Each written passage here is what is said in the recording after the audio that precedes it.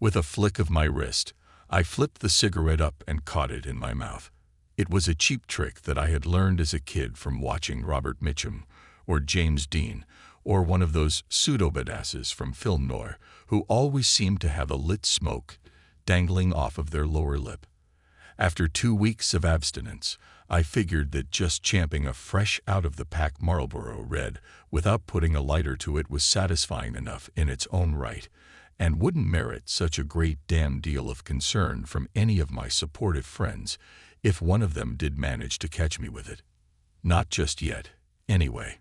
In fact, at that particular moment of the evening, the barrel of the .38 caliber that was digging its way into the back of my neck and the excited, pervert-sounding breath of the guy who was holding it there was starting to seem like a much bigger threat in the grand scheme of my priorities.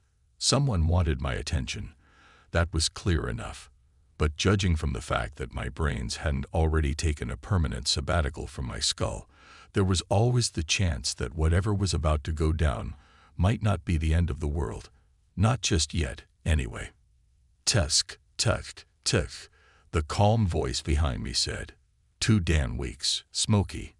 It's been 2 weeks since you smelled like the ashtray in a St. James cat house, and now you can't even make it through one Halloween night without sucking off one of those nasty little tumor sticks in the stairwell of the Rouge.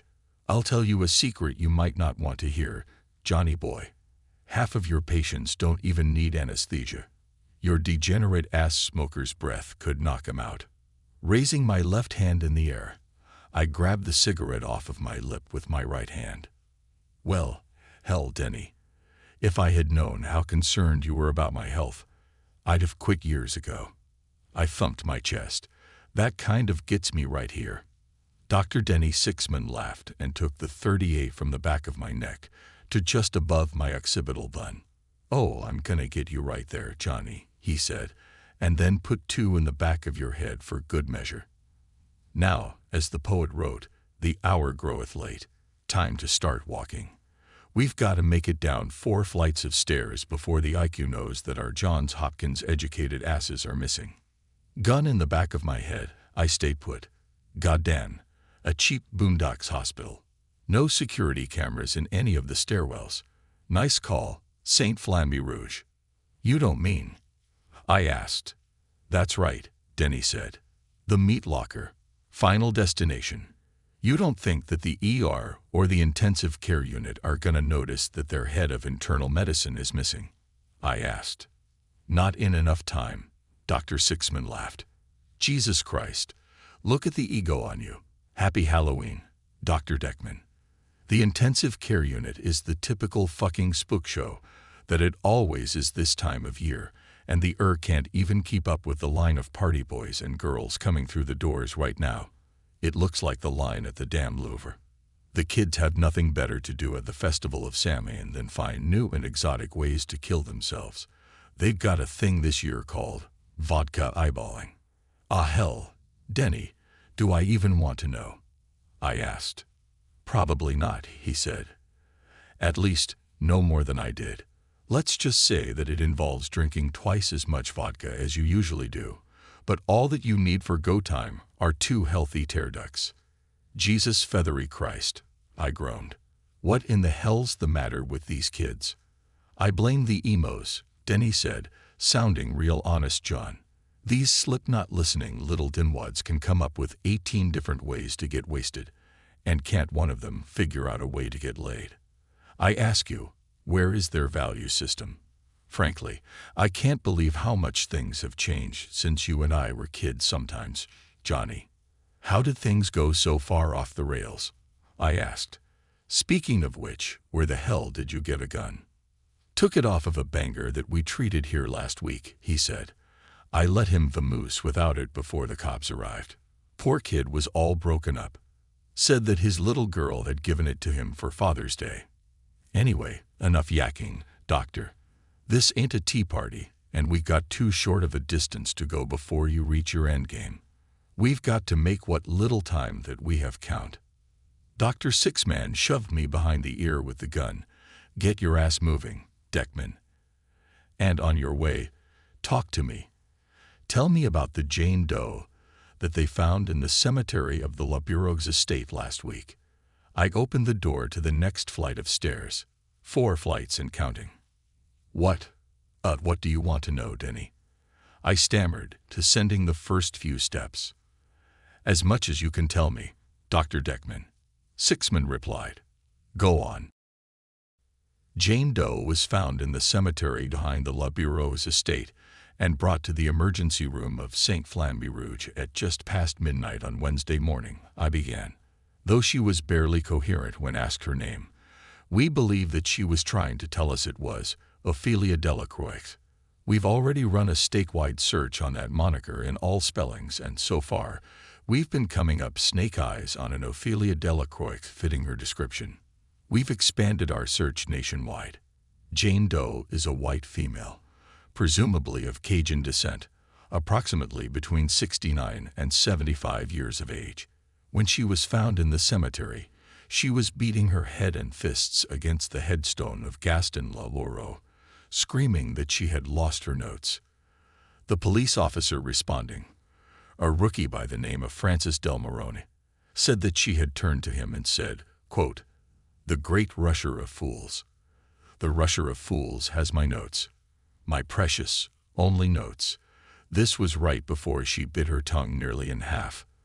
The patient was bleeding from both eyelids and missing the orbital in her right socket. The bruises and contusions on her head were consistent as evidence of her having given herself a concussion, and she was initially diagnosed as having such. It was her condition the following day, however, that began throwing everyone for a loop. Dr. Sixman froze where he was, and I stopped as well, turning to face him. What was her condition? He asked. You know damn well what her condition was, Denny, I said. She began to rot. There's no other way to say it. The blood pouring from her eyes progressively increased and darkened, and new sources began to flow from the beds of her fingernails. Hair began to fall out in clumps, and her skin began to bloat, discolor, and I guess the best word for it is fester. Accurate fingerprints couldn't be obtained.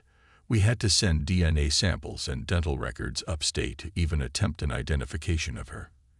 And God help me, it's mighty easy to submit dental records when most of the teeth that you're trying to take prints of are falling out anyway.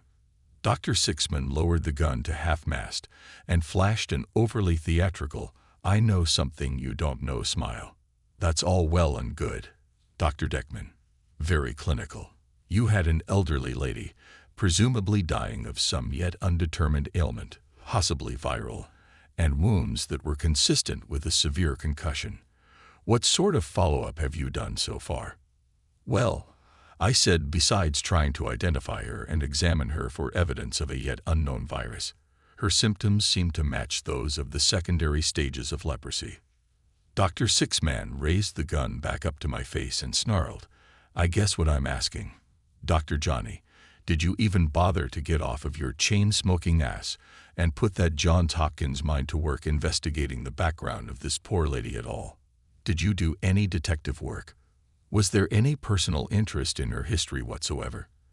And did you happen to notice that Jane Doe was deader than fucking disco this morning? Bagged, tagged, and tossed into the freezer for safekeeping. My hand shot back up. Whoa, Denny. I said, I know you cared. You've always had that above and beyond compassionate streak for your patients that I tend to lack. You've always gone that emotional extra mile. After all of these years, I still admire you for it. I'm not saying that I don't. And she's dead.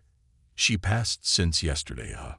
The incident didn't pique your curiosity, he asked, ignoring the question.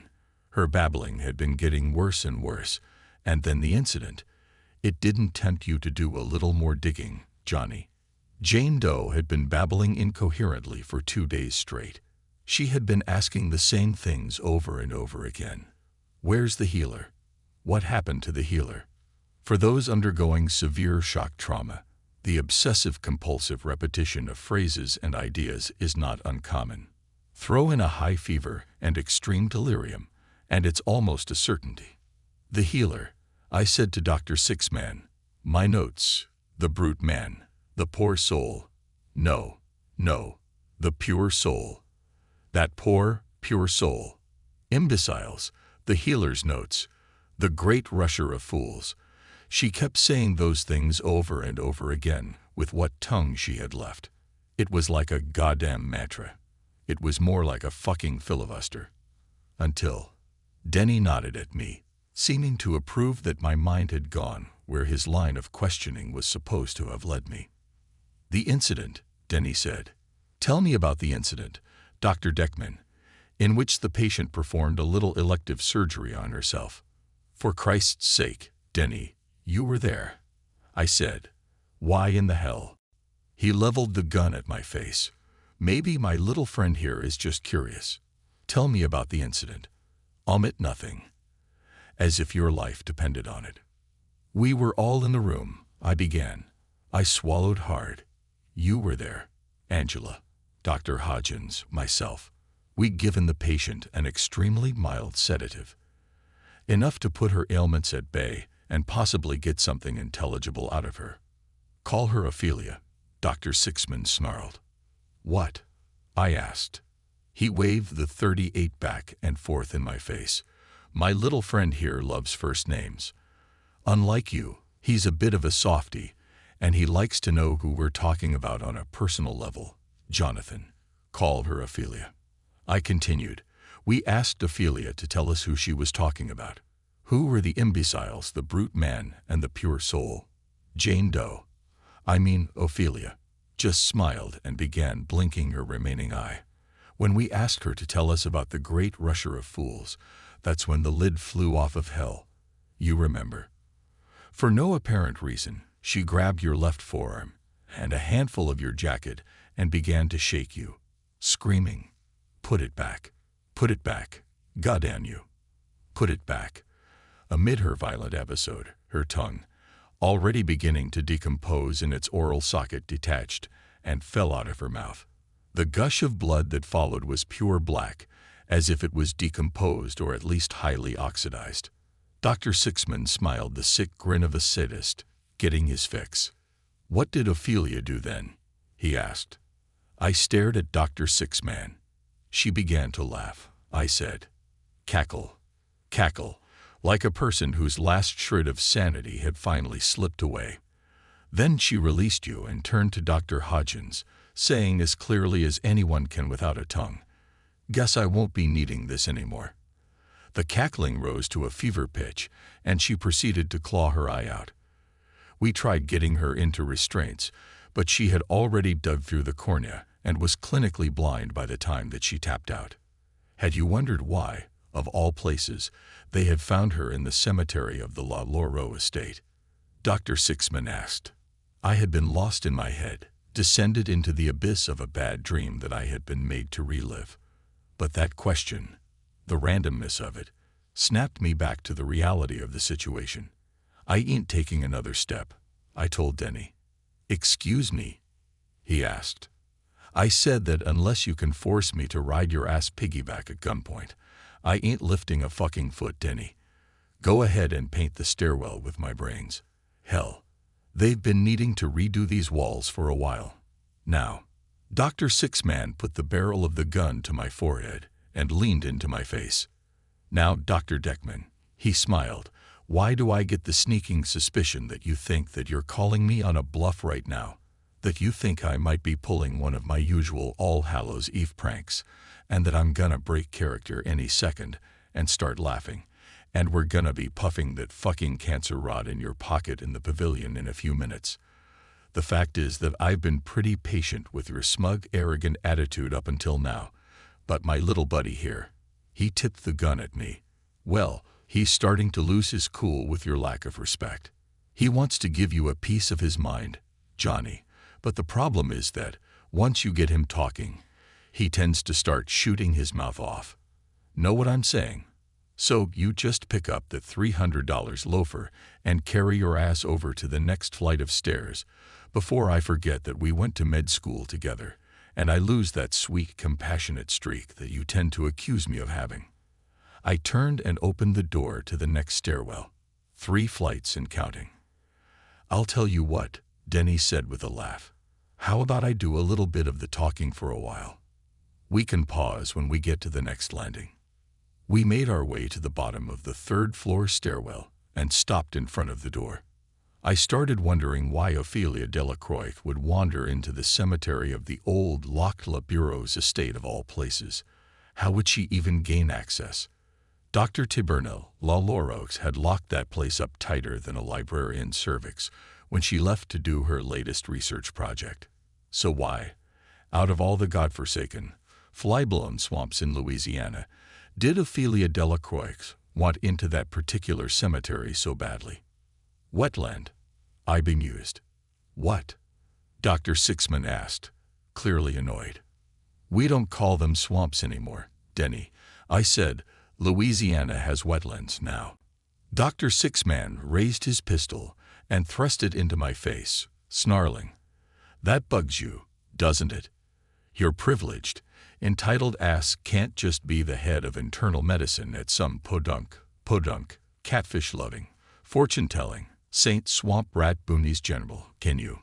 No, you have to be the chief thoracic surgeon at the teaching hospital of Wetland U in the distinguished backwoods acres owned by philanthropist, Nobel laureate, Sir Muskrat Tumfucker III. Well, guess what, Chief? Your highbrow ass is the head of a makeshift IM department at Dragonfly Balls, Central Care in the armpit of the dirty ex-Confederate South. So fucking there. Now, as I was saying, there is a history behind the Manor La Loro that most of the locals are aware of. I've only heard bits and pieces, but it was enough to seduce me into doing some research. In the dark, and shall we say, colorful legacy of the La Loro estate, the term estate is an undeservedly sweet euphemism for plantation. It was built on the flayed, scarred backs of the African slaves who built and carried it. As far back as the original Gaston La Bureaux, who came to America with what was already a tidy sum from the relations that had swindled and cheated a fortune in their own right from their fellow slave traders in Normandy and Burkina Faso. The La Loro legacy was built on a foundation of human misery and oiled with the blood of the unfortunate souls who crossed its path. 18 generations of La Bureaux called that plantation their home, and almost 10 generations of slaves gave way to 4 generations of indentured servants that gave way to the freed generation of African now Americans who survived segregation only to never know a home away from the manor or where to find a pot to piss in if they had. From 1620 to 2020, the La Bureaux clan spread their hereditary shit stain across this fair state of ours, and Gaston La Bureaux XVII lived up to every second of its reputation with the cruel, ignorant life that he was all too fucking happy to lead. He had taken the hand of one of the locals in marriage, and according to the rumor mill of the time, this lady had one foot in the loony bin and the other on some mighty slippery ground. If she hadn't been crazy before she met him, she was damn near certifiable by the time she gave birth to their firstborn daughter, Tiberna. I'm the first to admit that most rumors are just junk food for the local town drama queens who have never learned the difference between grounded fact and tabloid pornography until a guest on the Jerry Springer show flubs his lines and blows the whole charade for everyone. But in this case, Johnny boy, I honestly believe that the rumor mill might have had something. What rumor are we talking about? I asked. He flashed a bravado smile at me. That Gaston La Loro's wife was a hand-to-Jesus, bona fide black magic witch, a boker as they're known in the swamps. Oh, excuse me, the wetlands. La Loro's had taken her out of the back of her mama's hoodoo shop where she had sold spells and juju and grizz bags to the local believers, except that Mrs. La Bureau didn't practice just any old run-of-the-mill juju. She was a herald of the black arts, a tortured soul, born into the practice of the dark crafts, and used to manipulate one's mojo for the worldly sins of the flesh. By the time that Mrs. La Loro's had left Tiberna to be raised by her questionable betrothed, they had discovered an absolute chamber of horrors in the storeroom beneath her quarters. Volumes and volumes of books outlining the dark faith, bound manuals notating spells and summoning incantations, some said to be bound in human flesh. There were pentagrams and pagan symbols scratched into the floors and walls. The fingers and teeth of slaves being kept in crude cuneiform jars. One jar, God help me, even contained part of a woman's afterbirth. Worse than that were the cages of animals that had been left to starve to death in the dark. Raccoons and possums, snakes and rodents, and nearly airtight chests that had contained piles of maggots, and bones that had been stripped clean. They say that there were skeletons of kittens and stray dogs whose flesh had been devoured away completely by the maggots as if she had locked kittens and stray dogs inside of nearly airtight chests to die, and the maggots had still managed to find their happy way in. I interrupted. No, Dr. Sixman said with a look of nauseated horror, as if she had been locking kittens and stray dogs inside of nearly airtight chests that had already been filled with waiting piles of hungry maggots. Not wanting to pause to even consider that possibility, I interrupted again. What do you mean Mrs. LaLaureau left Taberna with her husband? You mean she abandoned them? Not entirely sad, but true, Johnny boy, Dr. Sixman responded. Mrs. LaLaureau was already stark raving mad by the time she had given birth to Taberna. At some point, all the money that Gaston could throw at her wasn't enough to make her keep her position as the matriarch in that fascinating clan that they had created. Gaston, himself, was a dumb-as-dog-shit, booze-swilling yokel and a hothead to boot, who couldn't give less of a rip about his swamp witch wife or innocent baby girl. So, as far as Taberna was concerned, Gaston viewed her as just another unfortunate mess for the maids to clean up. Like a lot of kids born into wealth, she found her nannies and butlers to be more of mom and dad material than her parents. Gaston took the second wife, never even bothering to annul his marriage to the first one. This Mrs. LaLaureau was an even bigger boozehound than her husband had been. They had a son, Maurice, who was born with every single impairment that you can imagine could come from fetal alcohol syndrome. Mysteriously, he was found drowned in a bathtub on the same night that the second Mrs. LaBourogues had hung herself from a ceiling beam in her bedroom. No one was implicated in his death, and the word murder was never even dared to be uttered. Gaston and his good pal, Sheriff Grandfody Jr. of the Meterade County Parish, saw to it that the boy's death was ruled an accidental death due to the neglect of an unbalanced and suicidal woman. Everything was wrapped up in a neat little package. Later that year, however, the package that would follow was not so neat. Gaston had made a few embarrassing investments that hadn't turned out well at all, and he wound up wrapping his toe around a 100-year-old oak tree by the coast highway. In the battle between Oak Tree versus Otto that day, let's just say that Oak Tree was never in any danger of losing its title. Gaston's remains were interred in the manor's boneyard, next to the bodies of his second wife and infant son. His headstone was the very same that Ophelia Delacroix had been found raving and beating herself against on the night that they brought her into the Flambe Rouge. What a feel-good family story, I said. Dr. Sixman laughed. Those are just the bodies that we know about. Several slaves must have perished during the harsh plantation days. Do you think that they were given large, distinguished headstones and rendered heartstring-tugging eulogies? Good fucking luck, buddy. The only people getting grave markers on that land were the many generations of the laureates and the few outside souls that they had taken pity on. One of Taberna's playmates died during the 80s of pancreatic cancer. As a kindness to her mother, the proprietor of the estate allowed her daughter a decent burial amongst the family plots. Another less heartwarming story was that of Ernie Tacoma. A caretaker for 50 years, Ernie's real passion was throwing dog fights for the locals. He earned a pretty penny raising man's best friend to be Marmaduke's worst enemy. He used to get good and loaded on Friday nights and go charging into the kennels with a quart of wild turkey and an electric cattle prod. One of the housekeepers asked him one night, "You ain't gonna hurt them dogs, are you, Mr. Trivolox?" He just took a belt of that wild turkey and said to her, "Ma'am, I'm gonna put so many volts of electricity up those dogs' asses that they're gonna be doing that Snoopy dance from the Charlie Brown Christmas special before I'm done." On his 69th birthday, Ernie and his wild turkey made their weekly trip to the dog kennels to make his mutts do their regular Friday night performance. But you know what, Johnny?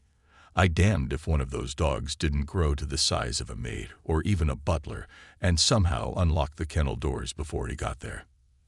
As soon as old Ernie got close enough, those hounds came tearing ass through the gates and did the Snoopy dance all over Trebolux and his cattle prod. You could tell by the expression on what was left of his face that he never knew what had hit him or how a gang full of mutts who were supposed to freeze at the very sight of him had ever gotten the upper hand. He got a closed casket funeral and was lowered into the La Loro family cemetery 3 days later. And there they lay, the brute man, Ernie Trebolux, the pure soul, Taberna's friend, Krista Stevens, the imbecile, Maurice Lalaurie, and the great rusher of fools, himself, Gaston Le Bureaux XVII. I asked him, "What are you getting at, Denny?" Dr. Sixman's face took on a dark seriousness. "Have you ever heard of the prophecy of La Fin Absolute Daemon?" he asked. "We have 2 flights to go, Dr. Deckman. Keep it moving." I opened the door to the 2nd floor stairwell. The air inside was thick and musty. All of a sudden, I flashed back to the 5th grade and had to read The Cask of Amontillado by Edgar Allan Poe. I remember the nauseatingly stale air of the catacombs and Fortunato screaming desperately, "For the love of God, Montresor," as the vengeance-obsessed madmen began to wall Fortunato up alive.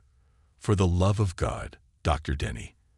It doesn't quite have the same ring to it, now does it? "Stop when you get to the bottom of the stairwell," Dr. Sixman said. "We'll finish the denouement of our conversation when we get there."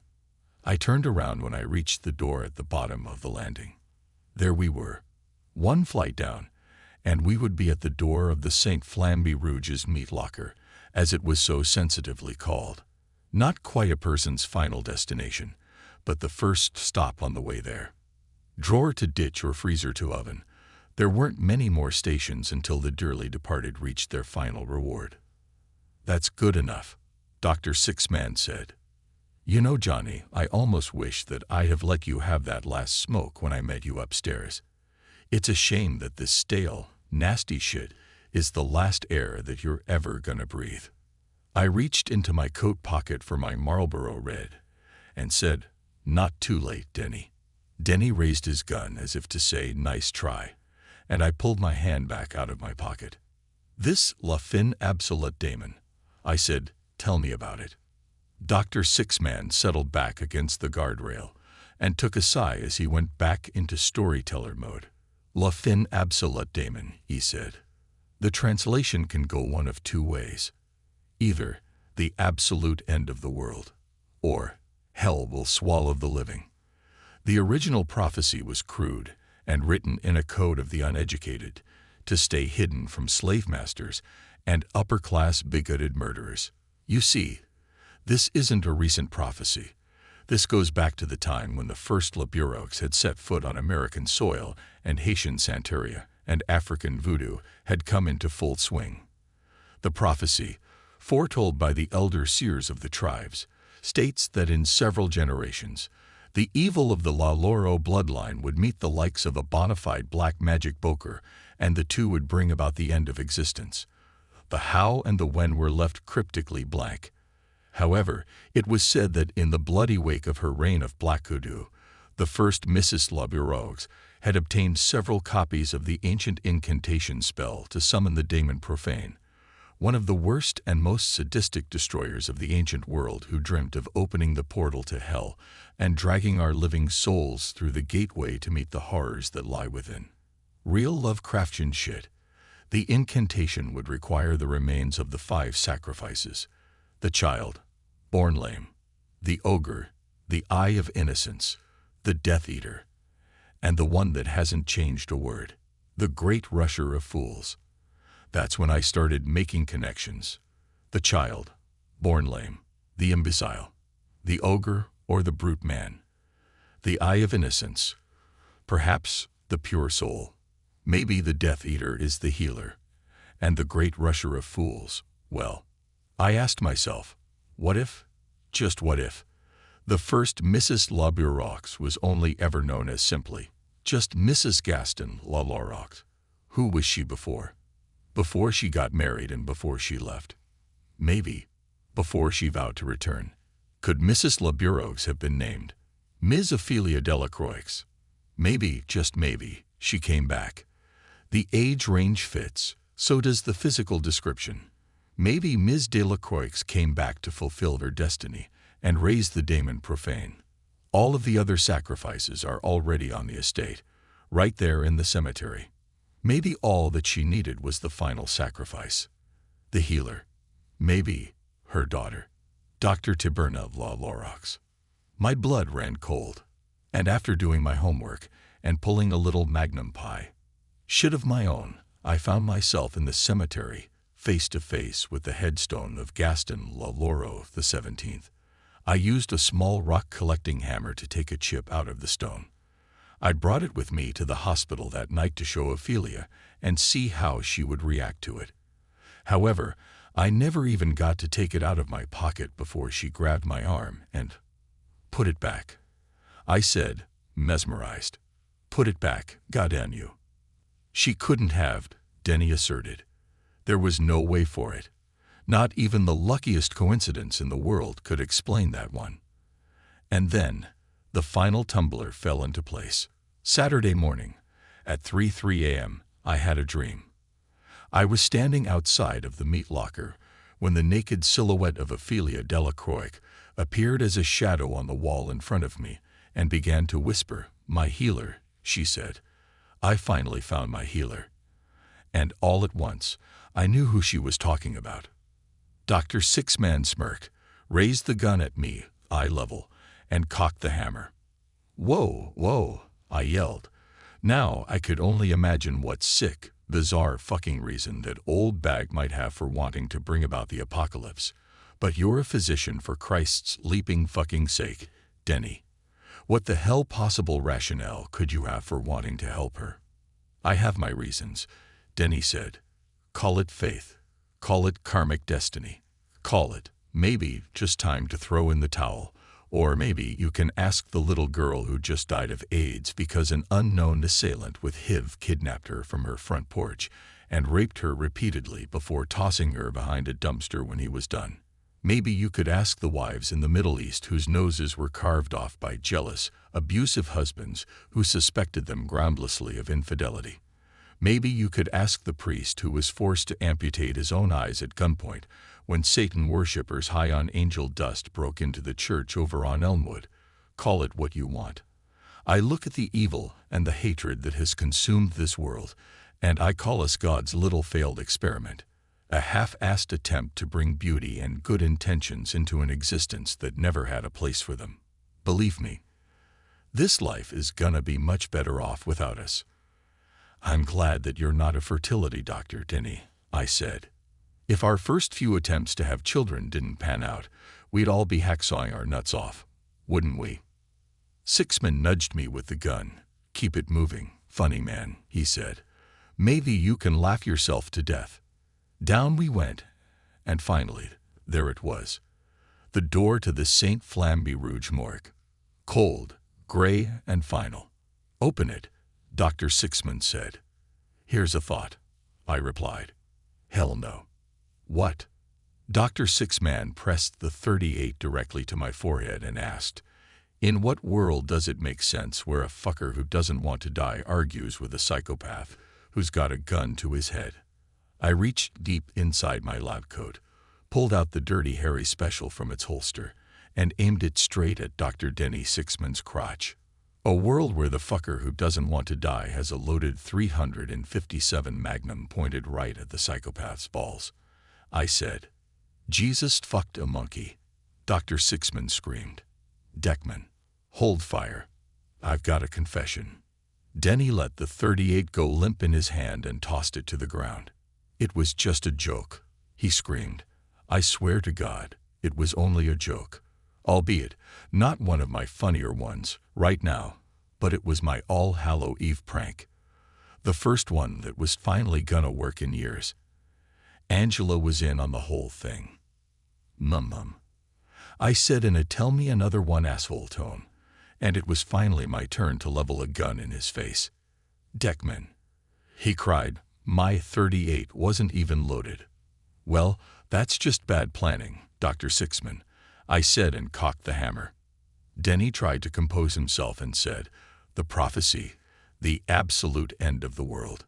Hell, man, that's been around longer than before any of us were even kids. And the notes on the Daemon Profane, that was just a lucky coincidence. Every year, Deckman, every year I try to prank you on Halloween, and you see through it. If there's an actual boker around here, it's you, you son of a bitch. I don't know how you do it.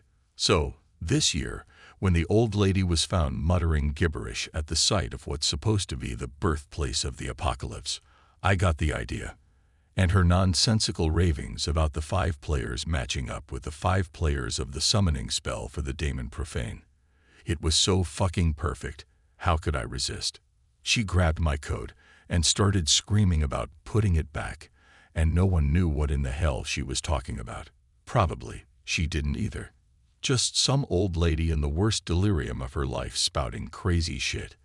Dr. Sixman caught his breath and ran his hand through his hair as he struggled to collect himself. Was this a good idea? He asked. Probably not. Was it in good taste? Gotta go with a hard no on that one. But Johnny, I just wanted to make my best friend in the world shit his pants on Halloween night. Is there something so evil about that? Gun in my right hand, I shrugged. Let me tell you what you're gonna see when you open that door, Deckman, Denny said. Angela is already inside the meat locker, waiting for us. She beat us down here, sat Ophelia Delacroix up on her slab, stuck her arms out, and made her give us both middle fingers. Angie's going to shout Happy Halloween, Dr. Dickman, the second you open that door. Honest to God. She will. I asked. You mean this, Angela?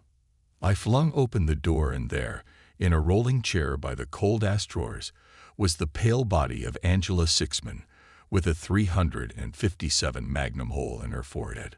Her eyes were rolled back in her pallid face in an expression of surprised disbelief, turned to complete and total vacancy. Dr. Sixman screamed the word shit, so loud and high-pitched that it would have been comical under any other circumstance. Deckman, Sixman screamed. What the fuck did you do? Gee, Denny, I said with mock sincerity. I guess someone forgot that here in the armpit of the dirty ex-Confederate South, you still have to check the phone lines to make sure that no one else is on them. We're a little behind the times at Dragonfly Ball Central Care, you know. I heard you and that murdering bitch over there plotting to kill me in this godforsaken pit yesterday morning. That's when I decided to bring a little friend of my own to work with me. Get them before they get you. Right, Dr. Sixman. It's the way of the world, sad but true. You miserable motherfucker, Denny screamed through tears. You bash it, cock-sucking, loony rat bastard. Now, Denny, I laughed. You kiss that stiff, room-temperature bitch with that filthy mouth of yours. Go to Ophelia Delacroix's locker and pull it open. Do it now. At that moment, Dr. Sixman seemed to snap back to reality. He made his way to Ophelia's drawer and pulled the cabinet door open. Her overpowering stench immediately filled the room. He stifled a gag in the crook of his elbow. Even after having been embalmed, Delacroix's sightless corpse had begun to discolor and putrefact. I felt a dry heave hitch in my throat. Johnny, Dr. Sixman began, you've done a terrible thing, but this is as much my fault as it is yours. More. Way more. You killed an innocent woman, but I will testify on a stack of Bibles that you were made to believe that it was in self-defense. You didn't create this situation. I put you there. And I'm not about to skate on this either. It's called the felony murder rule. I'm on the hook for about 30 years to life, myself. I'll be right there with you, and we'll fight this thing together. I just lost my beloved wife. Don't make me lose my best friend, too. Well, ain't you just an angel right here on earth? I asked and raised my magnum to his face. Get on top. He looked like he'd just been splashed in the face with a pail of ice water. What? He stammered with glassy eyes. I laughed. Back when she was still breathing, I could swear that our Miss Delacroix was sweet on you, Denny. Now I'm gonna do you a favor and help you rebound, I said, and motioned the pistol towards her limp body. So, get on top. You two are going to spend your last few hours together. This is madness, Dr. Sixman said, incredulously. You're finally off your tree, Johnny. Looking at the decaying remains of Ophelia Delacroix with a face of desperate hesitance, Dr. Sixman climbed gingerly onto her corpse. Losing his balance momentarily, his elbow sunk into her abdomen, causing a noxious burst of flatulence to explode from her rectum. Sixman clenched his eyes shut and cried, "Fuck me." Well, I said, you two are gonna have enough time alone together. That may be a very real possibility. Dr. Sixman looked up at me from his missionary position on top of Ophelia's bloated corpse. Johnny, he said, listen to me. At some point, you're going to realize what a horrible mistake you've made. When that happens, you need to know that I understand and I forgive you. You're my best friend, Johnny. You're gonna realize what you did, and it won't be too late. Come back here and get me, Johnny. We'll get through this together. I made a horrible miscalculation, but it doesn't have to be the end of everything. We can get through this. The smile left my face. For the love of God, Montresor, I said. Denny looked at me frantically as I slid the drawer holding him and Ophelia into the wall. Come back and get me, Johnny, he cried. Don't you leave me in here. I slammed the cabinet door shut on him. Angela's blank eyes stared up at me from where she lay slouched in her chair. I walked over to her using my thumb. I began to scrape the fake bullet wound off of her forehead. Instead of coming off entirely, it began to break off in clumps and smear the pale makeup beneath it. Hand to God, I don't know how these Hollywood makeup artists do it. It had taken Angela and me over an hour to put even a halfway decent-looking wound on, and if Denny had looked too closely, the jig would have been up. Angela's corpse-looking face broke into a smile, and I burst into a chuckle, despite myself. Doing my best Danny Glover impression, I told her, I'm getting too old for this shit, Riggs.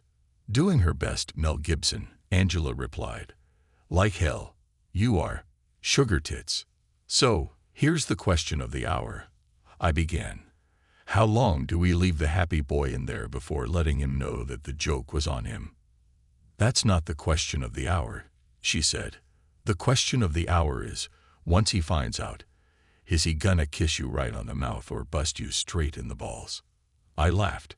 Maybe he'll surprise us both and kiss me straight on the balls. Here's another question.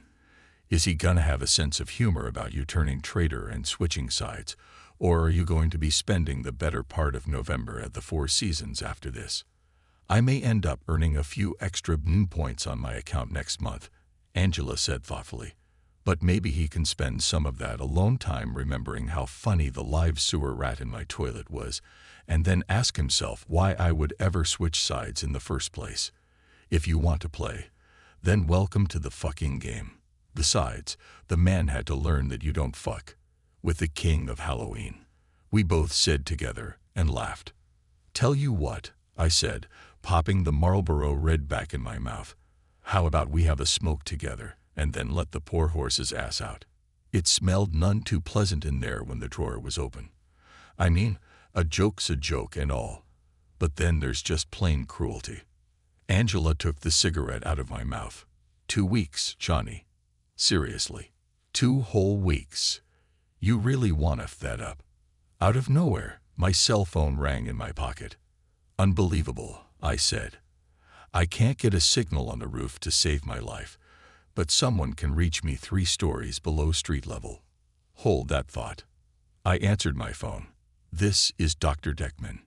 Johnny, it's Ted.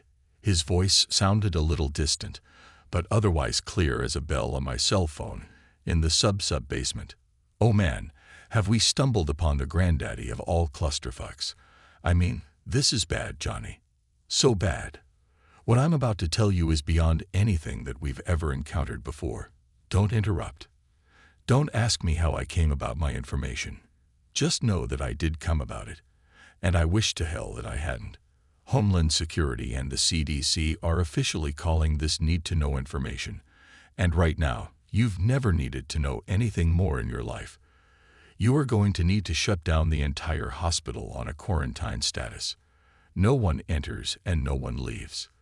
The only exception is going to be any ambulance drivers who have made drop-offs since Wednesday or afterward. They have to be recalled and brought back to the hospital for containment immediately. Ted, what in the hell are you talking about? I asked. It's your patient, he said. The Jane Doe that you sent the DNA sample and the dental records for. You asked me to get an identification on her. We already know who she is, Ted, I told him. Her name was Ophelia Delacroix. She was 69 to 75 years old, and she died of a disease not yet determined. Wrong, Ted hollered. Wrong, wrong. Couldn't be wronger. Her name was not Ophelia Delacroix, and the disease has been very much determined. Johnny, this is going to sound like some Twilight Zone shit, but you're going to have to believe me, and then you're going to have to get on the stick and shut down that hospital post-haste. You have to. Promise me. Swear it. I promise you, Ted, I said. Okay, he said, and I could hear him steeling himself to continue. This is straight from the feds and their field liaisons at the CDC. They are still gathering intel, but what they've come up with is this. The patient's name, patient 0, if you will, is Dr. Tiberna Laloro. She is 37 years old. She and a team of doctors, microbiologists, and scientists were working on a highly classified project in the Ophelia Dumont Wetland Laboratories called the Delacroix Initiative. Using bacterial life from the wetlands, they were trying to create a catch-all vaccine for just about every virus, infection, or carcinogen known to man. Wishful thinking. They didn't think so. However, the best-laid plans of mice and men. Something went wrong. What seemed like the miracle vaccine, the serum, it took on a life of its own. Somehow, it mutated into a type of haven for viral entities to adapt and strengthen themselves. The antivirus became an uber disease that evolves and progresses faster than the human body can fight it off. Tiberna saw the warning signs of this and begged her crew to stop working immediately. She pleaded with them to neutralize the serum and abandon the experiment before they could no longer contain what they had created. The director, Dr. Harvey Profane, however, would go behind his own mother's back if he thought that it would win him the Nobel Prize for medicine. He sent samples of their initial concoction everywhere and to every agency that would fund its patenting. Tiberna begged him to put it back, to recall the samples and bring them back to containment for immediate emulation before it was too late.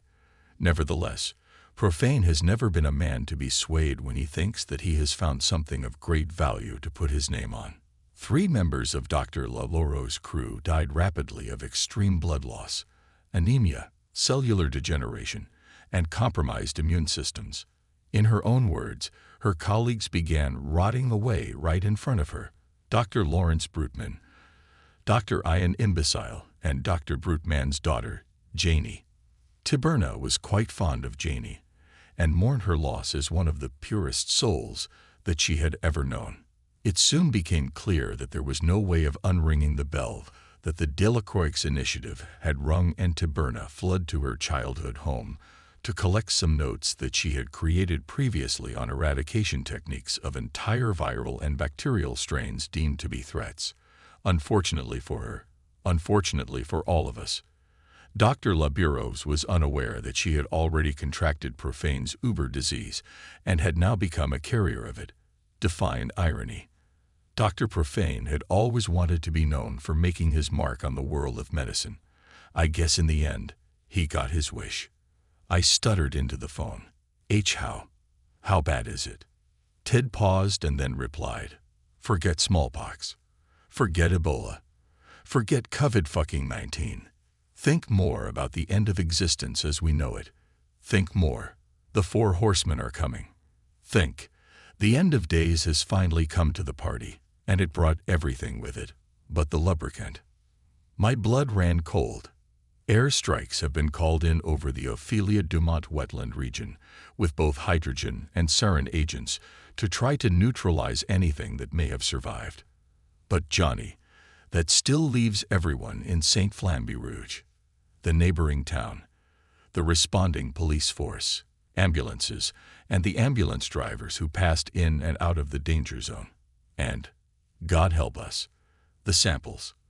Those fucking samples. Lord only knows how many of them were sent out. Ted paused, not intentionally trying for dramatic effect. I'm not a religious man, Johnny. Not by any means. But somehow I think that I'll find it in myself to make it to church tomorrow. I believe that I finally have something that deserves serious prayer for the first time in years. I only hope that there's still a God who's listening. As if the universe was trying to send a darkly poetic message, the cell phone went dead.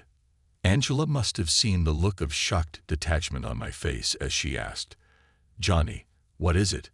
You look as though you've just been handed down a death sentence." "Johnny, I think that we should let Denny out of that drawer right now. I'm starting to get. Leave him." I barked violently. "Leave him in there. It's the kindest thing that we can do for him. Now, outside of." I looked at the .357 Magnum in my hand. Suddenly, an unexpected chuckle resonated inside of me, and I could contain it no longer. I put the back of the hand holding the gun against my temple. 2 weeks, I said. 2 fucking weeks. Ain't that just about always the way? 40 years, and I make it a whole 2 weeks. Just in time for the fucking horseman to show up. Shaking my head, I grabbed the cigarette out of my pocket, flipped it up, and caught it in my mouth. "I think that it's time for that cigarette now, my dear," I said. "I can't say for sure what comes next, but for right now, I think that it's finally just about time for that Marlboro Red."